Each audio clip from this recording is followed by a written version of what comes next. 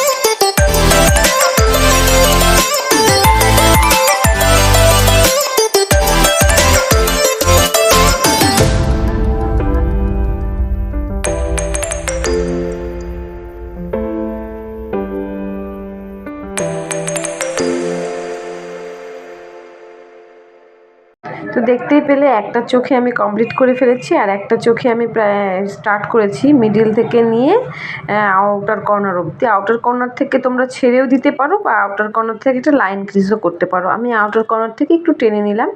তোমরা টানটা দিতেও পারো, নাও দিতে পারো, তো এটা স্কিপও করতে পারো। তোমাদের যে যেরকম পড়তে ভালোবাসো সে সেরকম পড়বে। আমি সব ধরনেরই ট্রাই করি, যখন যেটা ইচ্ছে হয় তখনই করি। কিন্তু আইলাইনার পড়তে আমার না আগে খুব ভালো লাগতো, হ্যাঁ, আর আইলাইনার আমার খুব একটা ফেভারিট ছিল। এখন আর সেটা নেই, এখন একটু আমার প্রবলেম হয়ে গেছে চোখে, যার কারণে আমি করতে পারি না, আমার খুব চুলকায়। যাই হোক, দেখতে থাকো ভিডিও শেষে একটা প্লিজ লাইক করে দিও, এটাই আশা করব। আর আশা করব যে একটা সাবস্ক্রাইব যেন পাই তোমাদের থেকে। নতুন ভিডিও যারা দেখছো সাবস্ক্রাইব করে দিও, পাশে থেকো, একটু সাপোর্ট করো।